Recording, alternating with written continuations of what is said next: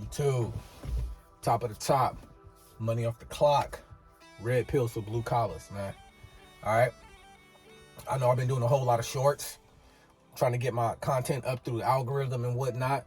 So on this little segment right here, I want to talk about being a blue collar worker and how to get over, especially as a man, how to be productive on the job and in life while still dealing with relationship. Like if you're going through a heartbreak, you know what I mean? Everybody, as a man, I think it's necessary for you to have your heart broken, for sure.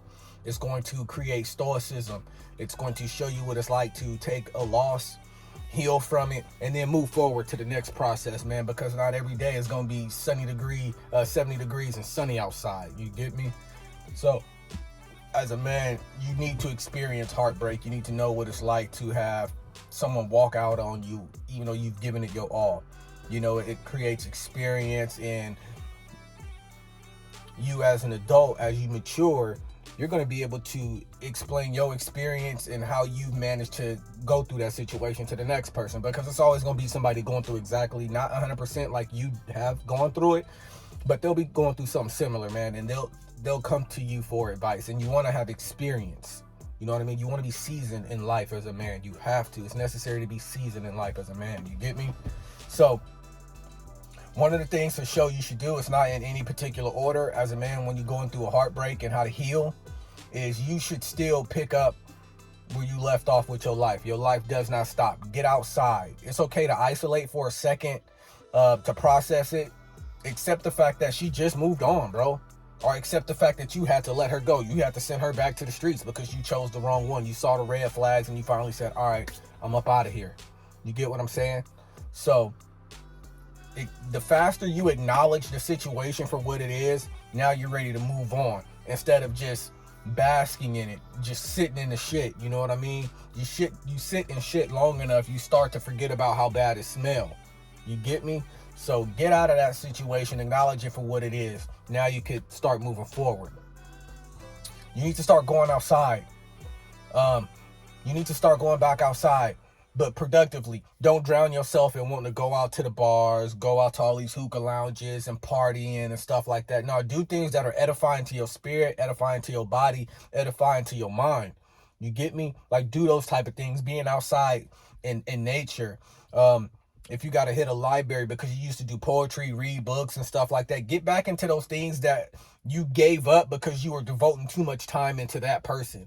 So you got to get back into doing those things. Definitely get into the gym. That is a good way to exhort all that pent up energy.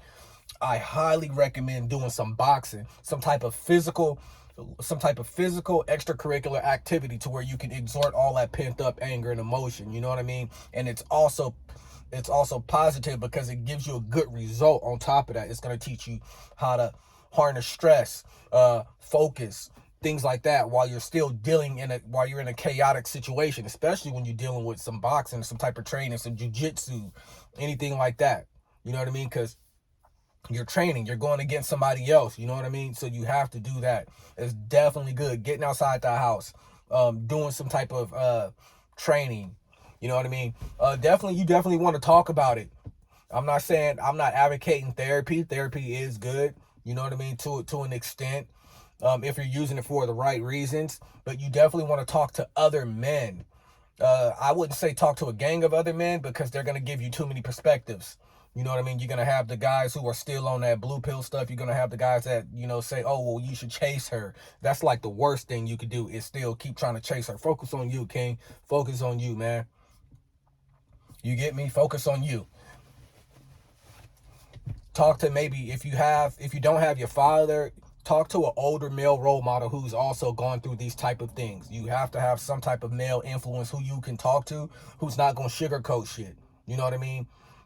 Preferably talk to a man who's successful in life. Some type of mentor, someone in your family who's very successful and who you look up to and admire. You know what I mean? Everyone should have a mentor, somebody who they look up to. You can't just say, oh, I'm my own mentor.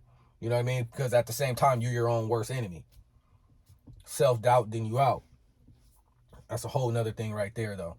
So have somebody who you can confide in when they talk to you. They're not going to sugarcoat shit. They're going to be 100% honest with your situation.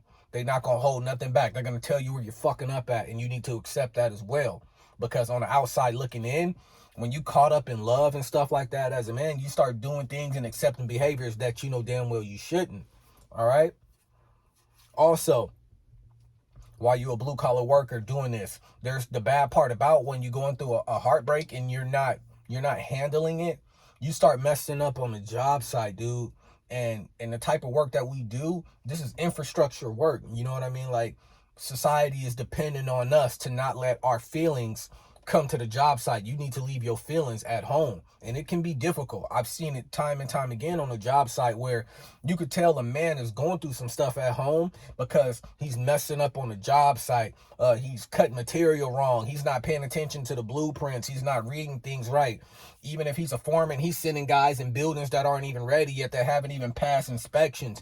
They might be stuck in all roughs. They haven't passed the all roughs inspection, and he's telling guys, yeah, go ahead and start insulating so we can get the insulation passed, and then we can start drywalling and stuff like that. You know what I mean? Like, when your head is not where it needs to be on the job site, it can be dangerous.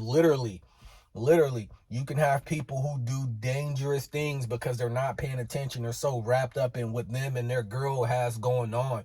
I know it can be difficult, especially if there's kids involved and stuff like that, but you need to do the best you can to not let your feelings override your job. You know what I'm saying? While you work in this blue collar industry. And that's also a good thing, is because you're constantly going to keep getting tested and tested and tested. Someone's going to take you off on a job because maybe they having a bad day as well. Their old lady is doing something, or maybe they just got sent to do something on a job they didn't really want to do. You get it? So they're pissed off, and they might be harboring that shit. Now they want to take it out on you. You need to process that. Don't take that shit personal. Move on. Keep doing what you got to do. You got money to make, man, because the world don't stop. Bills don't stop just because your girl left you. You know what I mean? The best success is revenge. Seriously. So you got to keep pushing, man, while you're out here on the job, and you got to take care of yourself. You got to take care of yourself mentally, okay? So, as I said, get out the house. Go in nature, work out, confide in certain individuals, particularly maybe one or two at the most max, because you don't want to just start telling every man in your family or all your friends your business and stuff like that, because now you just sound like a whiny ass bitch. You know what I mean? Because it's gonna happen. Heartbreak and all of that is going to happen. You know, the healing part, that's all on you. You don't need to forgive nobody for what they've done to you at all. You don't need to forgive them from what they've done to you. Acknowledge it for what it is. And then the healing, you know, you are healed when you are able to be around that individual and still have stoicism, still be stoic, still have emotional control without having to lash out, without having to bring up the past. Oh, well, you did such and such. I went through your phone and this happened. The moment you are able to not have to do those type of things and get out of character when you're around someone who's done something dumb, that's showing the process of healing. That's showing emotional growth. You get what I'm saying? That's showing stoicism. That's showing now you a grown ass motherfucking man to say, hey, look, you was childish as fuck for what you've done, but now I'm finna move on. I can't control that. I can't control what you've already done, and I can't control what you are about to do. What I can control is what I will allow myself to stay in the presence of. You get what I'm saying? All right? Especially my blue collar guys, man. You get, like I said, we work in an infrastructure industry. Women, children, like other men who aren't good with their hands, they're dependent on us. And we have to be as level-headed as possible while we're out here, man. So do what you can to not let your personal problems affect you. Because, like I said, it can be dangerous. You can forget to tie yourself off before you getting on a boom lift or scissor lift. You doing roofing and you're not harnessed off because you so stressed out. We've all done it before. We've all done this before. We've all been through it. Hell, I've been through it while going through some things, and I get on the ladder, and then on my way down from the ladder, because my head's not in the game, I mess around and left a bucket up there, get ready to move, collapse the ladder and move it, and then a bucket fall down and almost hit me in the head because I'm not in the game. I'm too busy stressed out thinking about such and such. You get what I'm saying? It can be very dangerous. You don't want to put yourself in those predicaments, man. All right, so I just want to touch on that real quick with y'all. All right, red pill for blue collars, money off the clock. Like, comment, subscribe.